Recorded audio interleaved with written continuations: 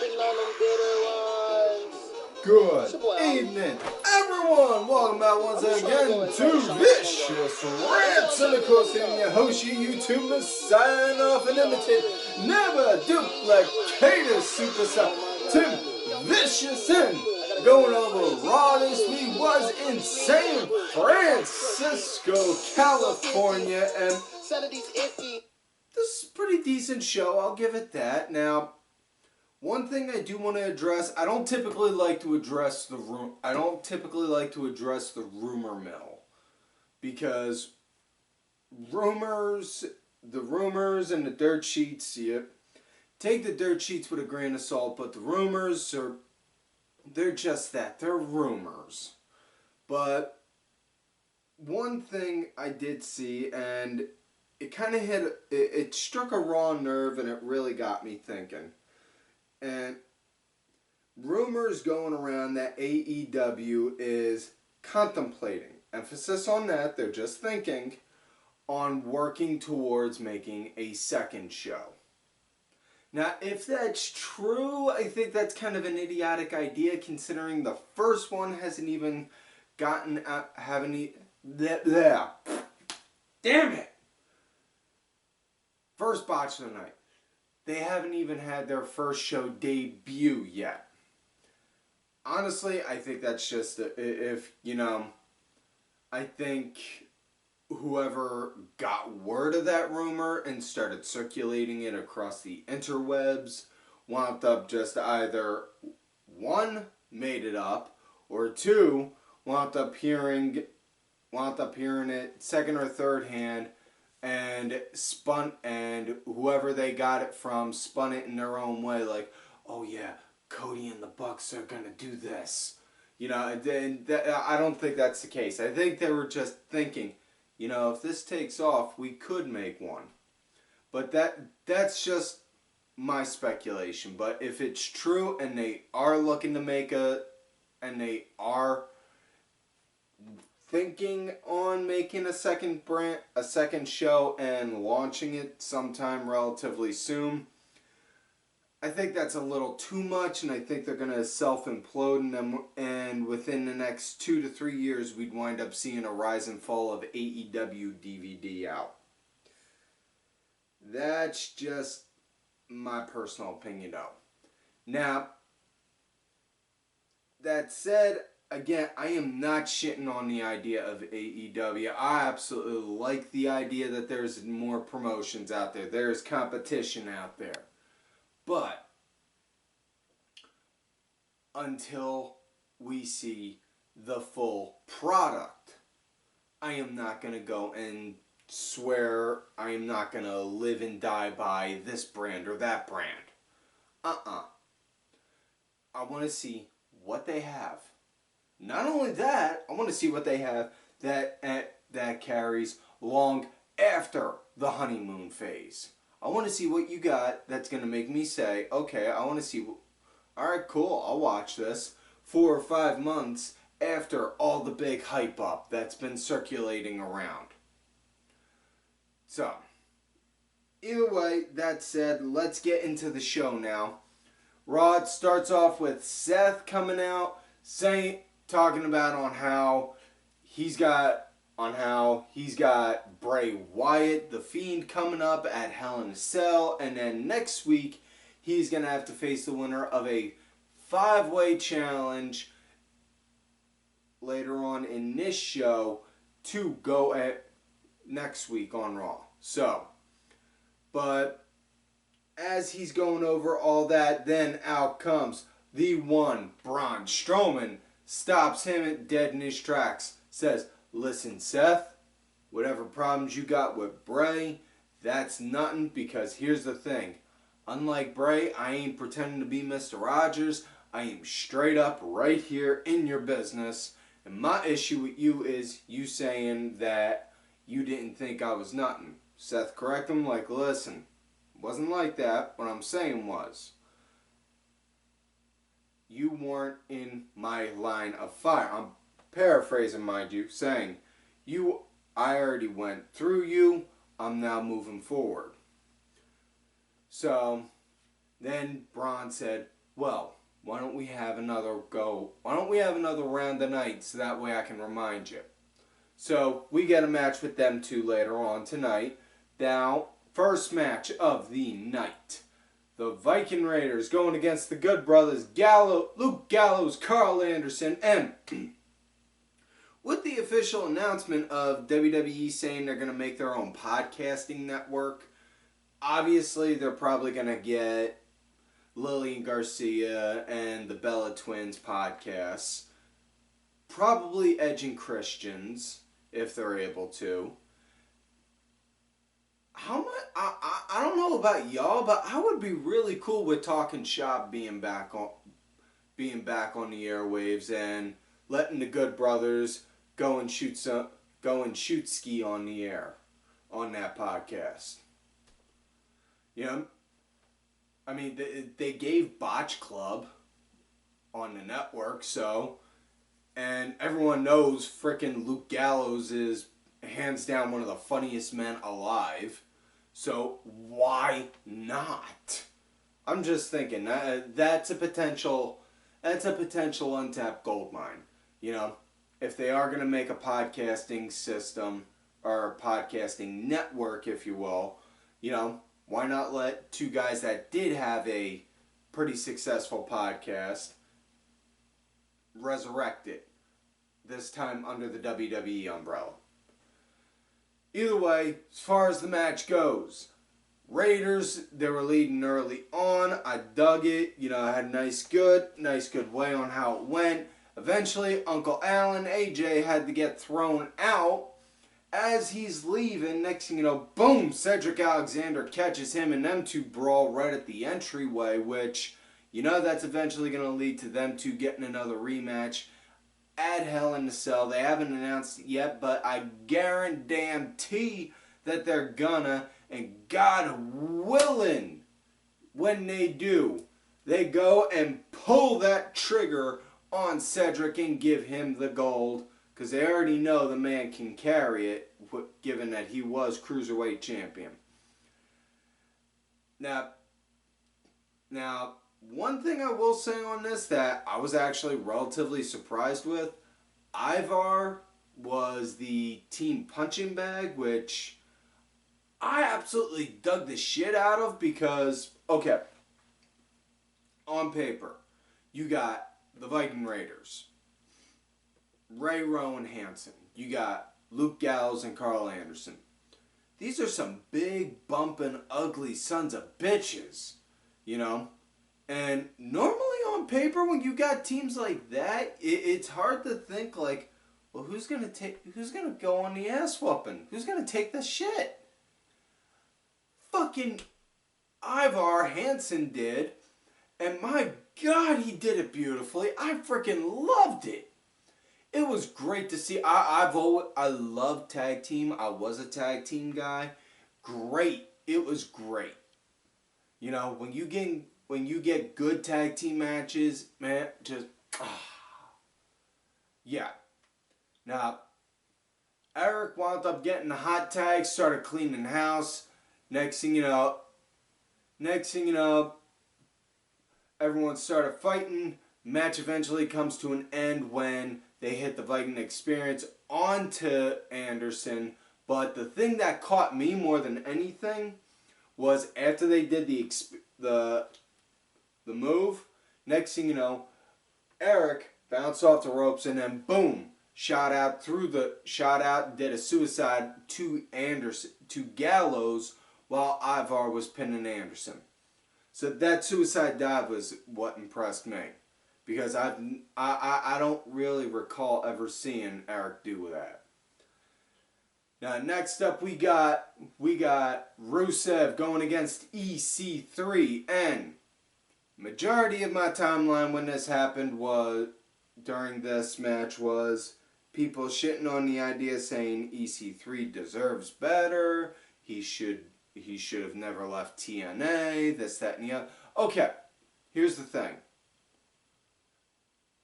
Folks, we all want our favorite stars to be at the tippy top, you know? That goes without question. But here's the thing. Not everyone can be tippy top.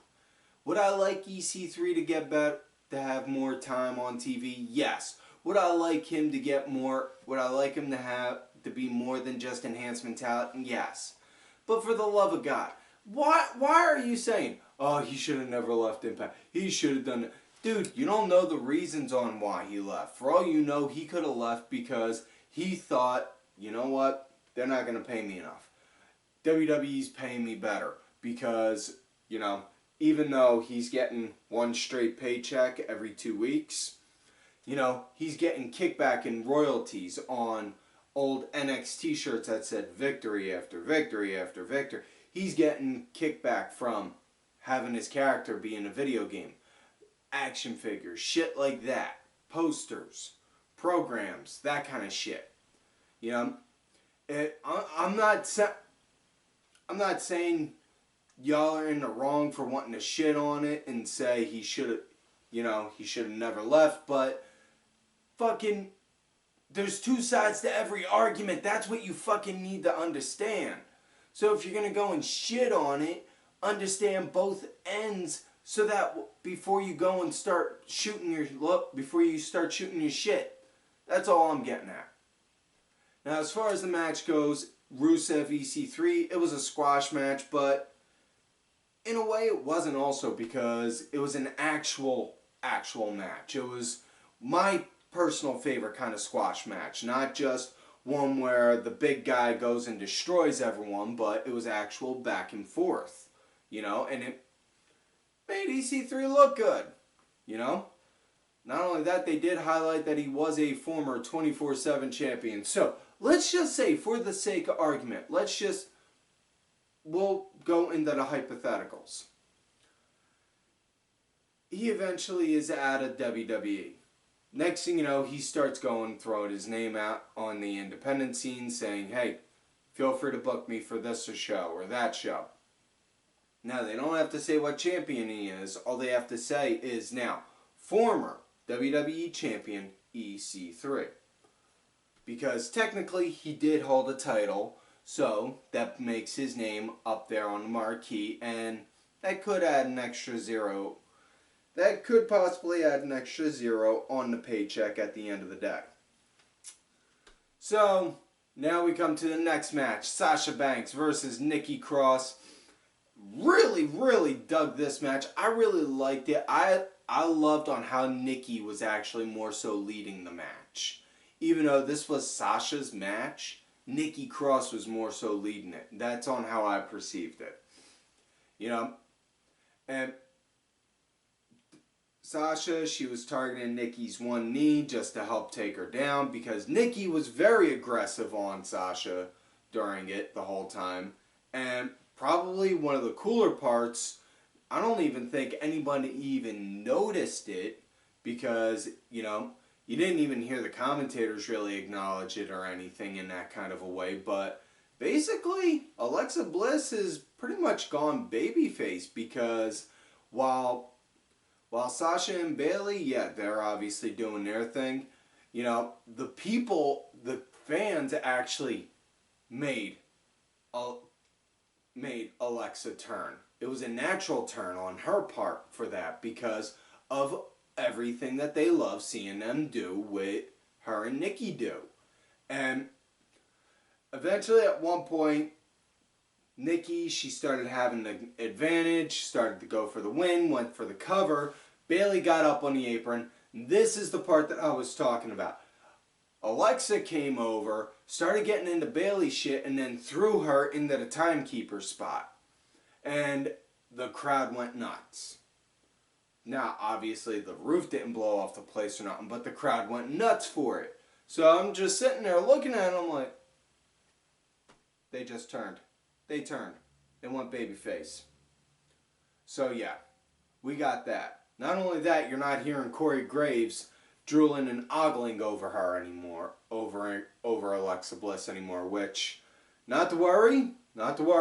If you need some bastard from Pennsylvania from the northwestern Pennsylvania area to go and ogle over her, I am more than willing to take that job. I will be more than happy to. You know, it is my solemn duty to do that. Damn it. Because somebody has to be the hound dog around here. And good Lord, Alexa Bliss in that outfit tonight. Whew. Oh, man. Thank God I have my heart pills on hand. So, going from one ladies match into another, again, thank God I have thank God I have my heart meds. Wound up getting Lacey Evans and damn legs, mama. Yeah.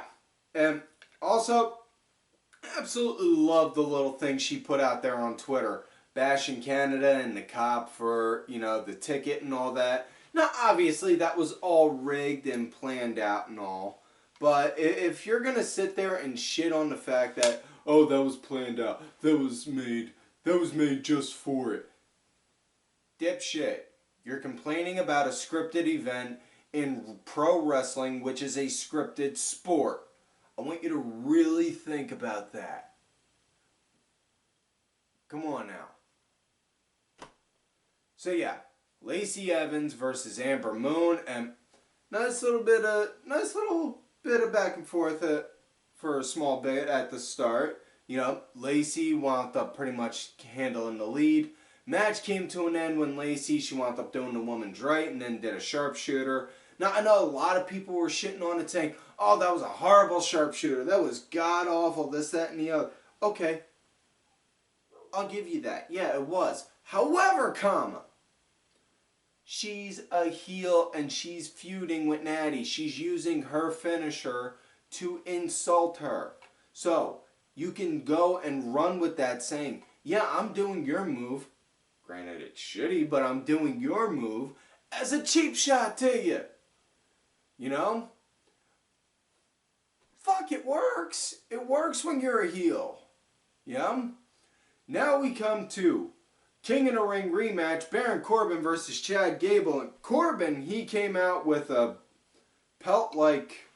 wolf pelt-like cape and a really cool crown that looked like it was like damn near made out of like obsidian or something. But as far as the cape went, the motherfucker was made of pleather. Like the leather part was a fucking pleather.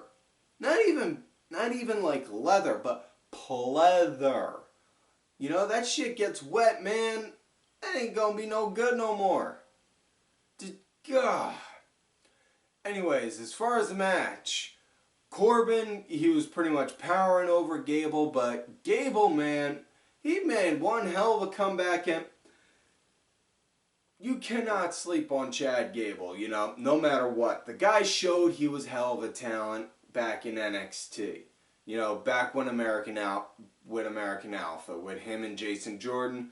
Them two were fucking shit back then. You know? Not only that, it's just, the guy's got talent. He's got talent, he's got charisma. You know? Would I like to see more out of him coming up? Yes, I would. Does that mean if it doesn't happen, I'm going to sit there and bitch about it like, you know, like the people I was complaining about with EC3 earlier? No. No. I mean, I might say not in that kind of manner, let me put it to you that way, but more so in a more presentable manner. Like, man, like, I hope they do something with him soon kind of way. But decent match. I dug it. You know, it really highlighted Gable for his in-ring work. And match came to an end. Gable, he had an ankle lock in. Corbin, he's crawling, trying to struggle, getting to the ropes. He gets over to the corner where all of his kingly stuff is. He grabs his royal scepter and then wham! Waffles Gable with it. And then continues to and then walks off. So the match is, after that, the ref calls for the bell. So technically Gable wins by DQ. Next up we got Fatal 5-Way for the #1 contender for the Universal title next week. We got Rey Mysterio, Ricochet, Robert Roode, AJ Styles, and Shinsuke Nakamura And there was a lot of solid action going on with this, and I dug a lot of the one-on-one time that we had in here. Not only that, the one thing, and I put it out there on my Twitter at Tim Vicious, I had to take a moment to appreciate. You had two TNA guys, Robert Roode and AJ Styles, going after two Lucha Underground guys, Ricochet and Rey Mysterio, in a WWE ring. Man, sometimes wrestling is just really weird and really cool at the same time. Just thinking random shit like that is just really cool. So, anyways, decent match. I really dug it. Ricochet, he was the first one out via Nakamura. Nakamura wound up eventually getting taken out by AJ Styles. And then Styles was taken out by Roode. And that the one-on-one between Roode and Mysterio, I thought was freaking nuts, man.